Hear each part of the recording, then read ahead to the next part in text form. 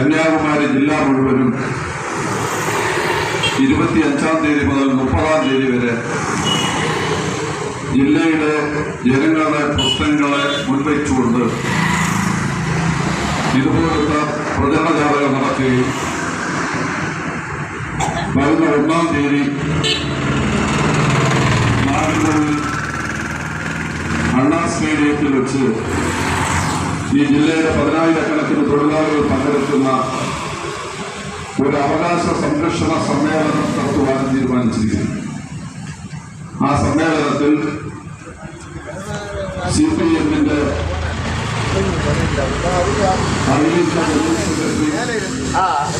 സഖാവ് M.A. Baby അവർ സംസാരിക്കുന്നു. ഈ ജാഥയുടെ ഉദ്ദേശങ്ങളെ കുറിച്ച് ചില കാര്യങ്ങൾ സഖാവ് സനൽ സൂചിപ്പിക്കുകയുണ്ടായി. 1-2 കാര്യങ്ങൾ കൂടെ ഞാൻ ഈ അവസരത്തിൽ സൂചിപ്പിക്കാതിരിക്കുന്നത് ശരിയല്ല എന്ന രീതിയിൽ ചില വിവരങ്ങൾ നിങ്ങളുടെ മുമ്പിൽ വയ്ക്കുവാൻ ഞാൻ ആഗ്രഹിക്കുകയാണ്. കന്യാകുമാരി ജില്ല നമ്മുടെ രാജ്യത്ത് ഏറ്റവും കൂടുതൽ വിദ്യാഭ്യാസമുള്ള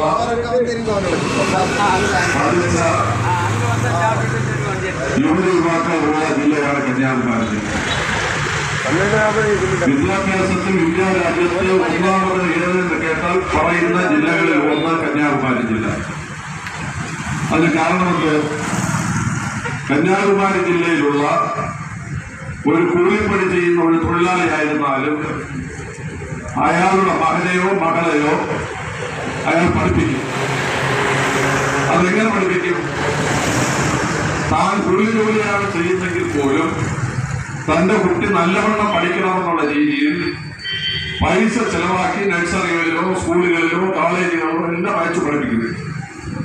അതിന്റെ ഫലമായി നമ്മുടെ ജില്ലയിൽ ഓരോ വീട്ടിലും 2 MA 3 MA PE പഠിച്ചവർ, ME പഠിച്ചവർ, PhD പഠിച്ചവർ, ഏതൊക്കെ ബിരുദങ്ങളുണ്ടോ ആ ബിരുദങ്ങളെല്ലാം നേടിയെടുത്ത യുവതിയോ യുവാക്കളോ ഇല്ലാത്ത നമ്മുടെ ജില്ലയിൽ വീടുകൾ കാണില്ല.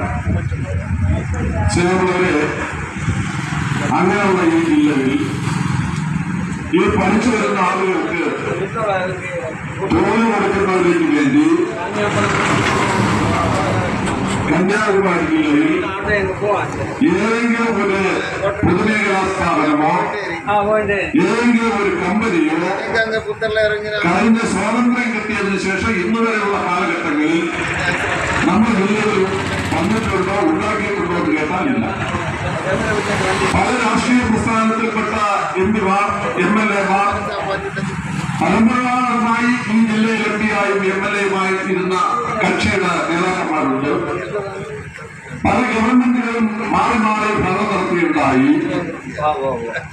ഈ ജില്ലയിൽ ഒരു തീപ്പെട്ടി കമ്പനിയെങ്കിലും ഉണ്ടാക്കി വർഷം 50 പേർക്കെങ്കിലും തൊഴിൽ കൊടുക്കുന്നതിന് വേണ്ടിയുള്ള ഒരു സാഹചര്യം ഉണ്ടാക്കിയിട്ടുണ്ടോ എന്ന് കേട്ടാലില്ല. അപ്പൊ എന്തിനോ തൊഴിലിന് വേണ്ടി എന്ത് ചെയ്യുമ്പോ തൊഴിലിന് വേണ്ടി ഒരു വിഭാഗം ആളുകൾ അന്യരാജ്യങ്ങളെ ആശ്രയിക്കുന്നു, വിദേശ രാജ്യങ്ങളെ ആശ്രയിക്കുന്നു. ചിലർക്ക് അത് ഒരേ സഹായമായി തീരുന്നു. മറ്റു ചിലര് പല കമ്പനികളിലും ഫാക്ടറികളിലും ചെന്ന് കൊടുക്കുന്നു. എല്ലാ ഫാക്ടറികളിലും പുറത്തൊരു ബോർഡ് കാണാം, നോ വേക്കൻസി കാണാം. ചിലവരെ BE പഠിച്ച ഒരു യുവാവ്, ഫസ്റ്റ് ക്ലാസ്സിൽ ജയിച്ച ഒരു യുവാവ് മേശരിക്കാരുടെ പണിക്കാരുടെ മൊത്തം മേശരികളുടെ അസിസ്റ്റന്റായി ജോലി ചെയ്യുന്ന നമ്മുടെ പ്രദേശത്തുണ്ട്. BE പഠിച്ച ഒരു യുവാവ്, എന്ത് പഠിച്ച ഒരു യുവതി നമ്മുടെ ഒരു പ്രദേശത്ത് ഒരു സ്ഥാപനത്തിൽ 3000 രൂപയ്ക്ക് ജോലി ചെയ്യുന്നു. ഇനി 3000 രൂപയ്ക്കോ 5000 രൂപയ്ക്കോ ജോലി കിട്ടാതെ അറിഞ്ഞു നടത്തുന്ന ലക്ഷങ്ങൾ നിങ്ങൾ ആലോചിച്ച് നോക്കി. സ്വാതന്ത്ര്യം കിട്ടി 75 വർഷം പിന്നിടുന്നു. വിദ്യാഭ്യാസത്തിൽ മുമ്പ് MA പഠിച്ചവരും BE പഠിച്ചവരും മേശരി പണിക്കാരന്റെ അസിസ്റ്റന്റായി ജോലി ചെയ്യുന്നു. സ്വാതന്ത്ര്യം കൊണ്ട് എന്ത് അർത്ഥമാണ് നാം കാണേണ്ടത്?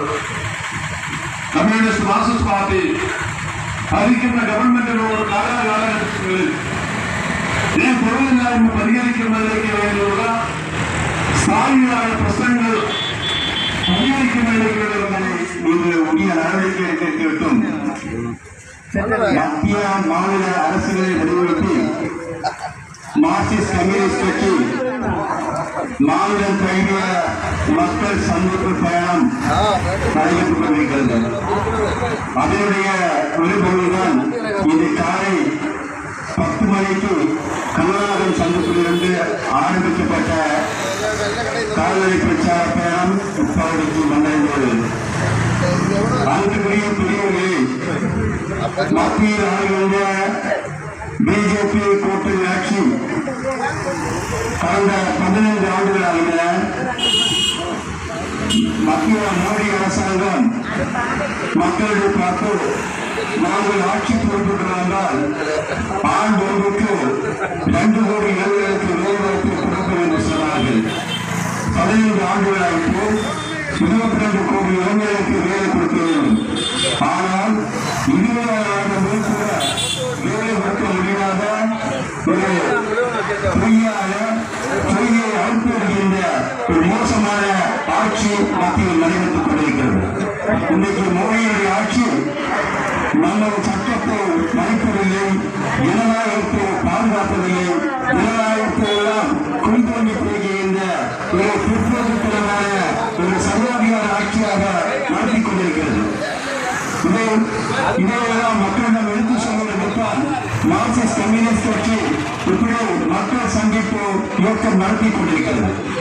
அன்புக்குரிய பெரியவர்களே, அவர்கள் ஆட்சி பொறுப்புக்கு வந்தவர்கள் சொன்னார்கள், நாங்கள் ஆட்சி பொறுப்புக்கு வந்தால் 500 ரூபாய்க்கு தருவோம், 1,500 ரூபாய்க்கு தருவோம், குடும்ப அட்டைக்கும் ஒவ்வொரு ஓய்வு அக்கௌண்ட்டுக்கும் 15 லட்சம் ரூபாய் போட்டுத் தருவோம் என்று நாங்கள் சொன்னார்கள். ஆனால் 15 ஆண்டுகளாகவும் ஒரு சாதாரணப்பட்ட ஒருவருடைய வேலை புக்கையாவது 15 லட்சம் ரூபாய் போட்டு வந்தால் யோசனையுடைய வேலை இன்றைக்கு 1,300 ரூபாய் தாண்டிவிட்டது. பெட்ரோல் விலை 100 ரூபாய் தாண்டிவிட்டது. இவர் சொன்னதில் ஏழாவது மக்களுக்கு சேர வந்தார் என்பதை நீங்கள் எண்ணி பார்க்க வேண்டும். தேர்தல் நேரத்தில் மக்களிடையே காந்தியுடைய பெயரை சொல்லி, மதத்தினுடைய பெயரை சொல்லி மக்களை போராடி அவர் கிறிஸ்தவன், இவர் முஸ்லீம், நாங்கள் ஹிந்துவை பாதுகாக்கக்கூடிய கட்சி என்று பட்டம் பேசுகின்ற மோடியுடைய அரசாங்கத்தை பார்த்து நாங்கள் கேட்கிறோம். யாராவது இந்துக்களுக்காக வேலைவாய்ப்பை கொடுத்தவர்களா? ஏதாவது இந்துக்களுக்கான யோசனைகளை கொடுத்துக்கிட்டு வந்தா? ஏதாவது இந்துக்களுக்கு பெட்ரோல் 500 ரூபாய்க்கு கொடுத்தவர்களா? எந்த ஒரு கவனத்தில் கொடுக்காமல் கார்பரேட்டுகளுக்காக வாழ்கின்ற கார்பரேட்டுகளாக நடத்துகின்ற ஒரு மோசமான ஆட்சிதான் மத்தியில் மோடியுடைய ஆட்சியாக நிறைவேற்றிக் கொண்டிருக்கிறது. அன்புக்குரிய பெரியவர்கள், அதுபோலதான் தமிழகத்திலுள்ள திமுக ஆட்சி, மார்க்சிஸ்ட் கம்யூனிஸ்ட் கட்சி திமுக ஆட்சி. அவருடைய தேர்தல் அறிக்கையில் ஒரு தேர்தல் அறிக்கை என்ன என்றால், நாங்கள் ஆட்சி பொறுப்புக்கு வந்தால் மாதந்தோறும் இந்த பலத்தை சொன்னார்கள். 4 ஆண்டுகளாக இன்றைக்கு மாதந்தோறும் மின் கணக்கு நடைமுறைப்பட்டுள்ளது. அப்படி மக்களிடம் கோரிக்கைகளை வைத்து போராடுகின்ற திமுக ஆட்சி என்பது மக்களுடைய பிரச்சனைக்கு கவனம் செலுத்த வேண்டும் என்றுதான் மார்க்சிஸ்ட் கம்யூனிஸ்ட் கட்சி வலியுறுத்துகிறது. அதுபோல சாதாரண கட்டுமான தொழிலாளர்கள், கூலி தொழிலாளர்களுடைய பென்ஷன் நிலையாக போடுவதில்லை. அவர்களும் அதன்றும் வேண்டும் என்று சொல்லி காலத்தை காட்டிக் கொண்டிருக்கின்றது தமிழக அரசு. எனவே தமிழ்நாடு அரசை பார்த்து நாங்கள் கேட்டுக் கொள்கிறோம், மக்களுடைய பிரச்சனைக்கெல்லாம் நீங்கள் என்னென்ன கோரிக்கைகள் உண்டாவோ அந்த கோரிக்கைகளெல்லாம் உடனடியாக நடைமுறைப்படுத்த வேண்டும் என்று மார்க்சிஸ்ட் கம்யூனிஸ்ட் கட்சி சார்பாக வேண்டுகோள் விடுக்கின்றோம். அதுபோல கொல்லங்கோடு நகராட்சியில் இன்று சாதாரணப்பட்ட மக்களுக்கு போக முடியாத நிலைமை. 80 மணிக்கு என்ற ஒரு நகராட்சி தமிழகத்திலே இப்படிப்பட்ட ஒரு நகராட்சி இருக்குமா என்று கேட்டால் இல்லை. ஏனென்றால் அங்கே ஒரு மொத்தம்